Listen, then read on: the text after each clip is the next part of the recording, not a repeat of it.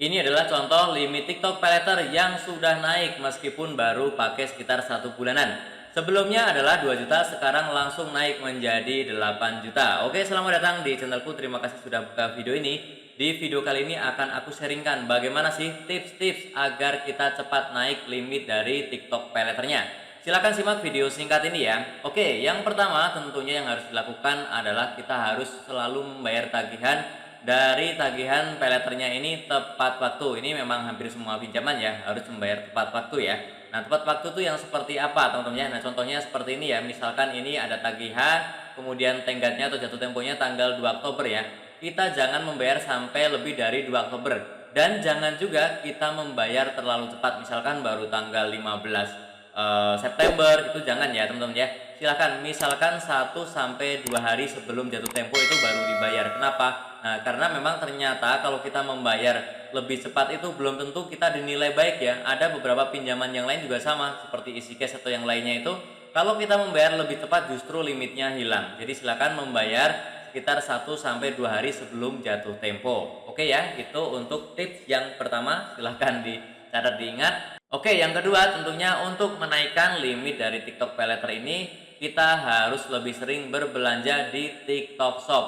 Nah, teman-teman silahkan lakukan meskipun kita belanjanya itu tidak hal-hal yang mahal ya. Silahkan yang murah-murah saja, misalkan beli pulsa, kemudian listrik atau apapun ya, atau belanja apapun di sini yang murah 10 ribuan atau apa seperti itu ya. Dengan tracking transaksi kita itu banyak ya, kita rajin belanja, maka itu juga memungkinkan limit dari TikTok Paylaternya akan naik. Oke, silahkan dicoba ya. Itu adalah tips yang kedua. Kemudian untuk tips selanjutnya, teman-teman silahkan nanti saat ingin membayar tagihan ya, ingin membayar tagihan ini, pastikan kita menggunakan saldo GoPay. Kenapa? Karena ternyata ada alasannya ya. Karena kalau saldo GoPay kita ini sering dipakai, maka itu bisa menaikkan limit dari GoPayLater dan juga limit dari TikTok Paylaternya. Karena kan TikTok Paylater ini sebenarnya disponsori oleh GoPayLater ya. Oke, jadi seperti ini.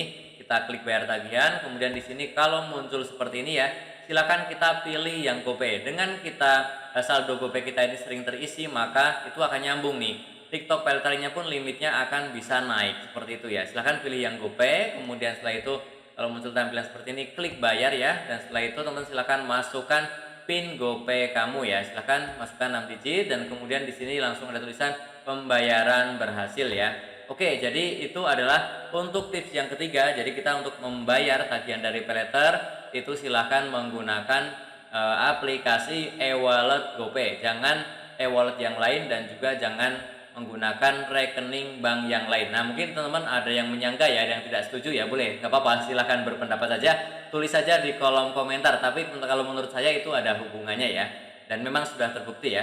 Oke, selanjutnya teman-teman, nah ini contohnya ya, sekarang kan limitnya menjadi 8 juta seperti ini ya, yang sebelumnya adalah 2 juta ya.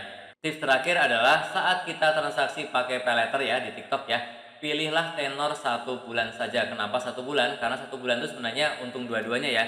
Bagi kita itu bunganya menjadi rendah ya untuk tenor 1 bulan. Bagi pemberi pinjaman, penyedia jasa paylater, itu juga mereka akan memberikan nilai positif karena dananya segera kembali, segera masuk lagi ke mereka, seperti itu.